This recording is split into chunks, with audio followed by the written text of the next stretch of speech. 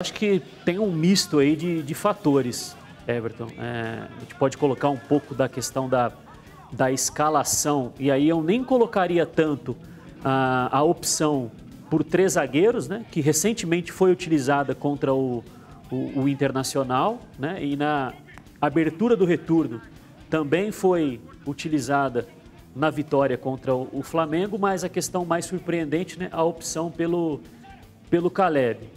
A questão do Alan, eu considero que os jogadores se conhecem muito bem, né? Eles se enfrentam ano após ano ali e sabem mais ou menos como é o temperamento de cada um, né?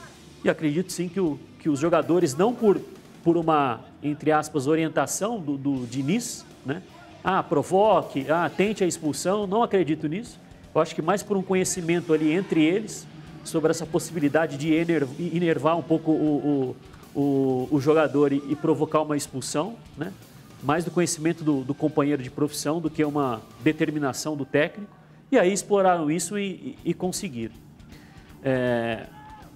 O Everton, o São Paulo e o Atlético são dois aí dos melhores ataques, são os 2 melhores ataques do Campeonato Brasileiro.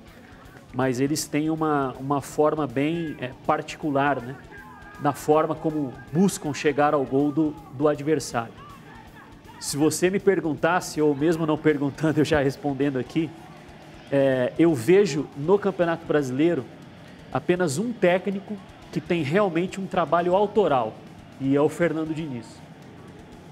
Eu digo isso pelo seguinte: o São Paulo ele é adepto à questão do jogo de posição, né? O jogo de posição não é uma ideia de se jogar futebol criada pelo Jorge Sampaoli, né?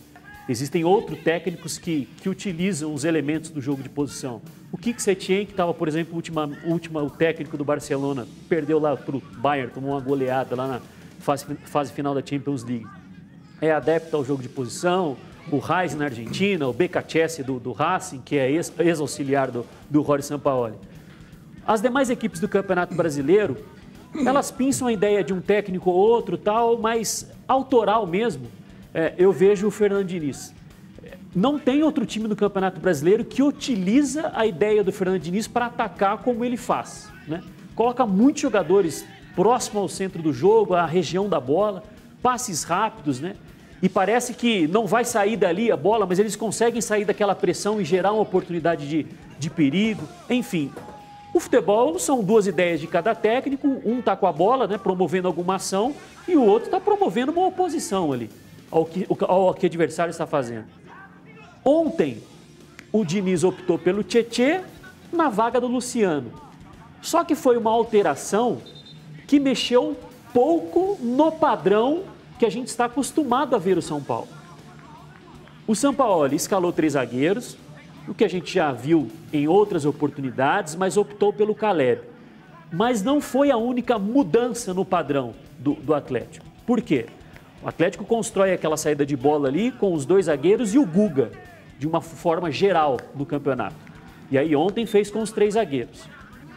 Primeiro tempo o Keno jogou como um segundo atacante. Ele jogou por dentro e não por fora. A largura no campo foi explorada pelo Arana e pelo Guga.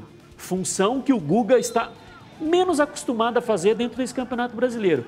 O Guga joga mais, como a gente chama ali no início da jogada, na base da jogada, do que como um lateral ofensivo no Atlético.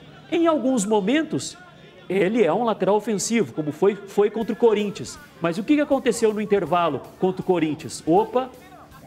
Vou colocar o Guga aqui de novo no início da jogada e vou abrir outro jogador na ponta. O Guga não vai ser ponta. Aí o Atlético, então, teve uma mudança na saída de bola, o Atlético teve uma mudança de função do Guga, o Atlético teve uma mudança de função do Keno no primeiro tempo, que jogou por dentro, mais perto do Eduardo Vargas, do que como um ponta. O Arana, que está acostumado a jogar mais por dentro, jogou como um ponta na fase ofensiva do Atlético. O Savarino, que está acostumado a jogar como ponta, jogou mais por dentro no momento ofensivo do Atlético. Então, não foi apenas a escalação.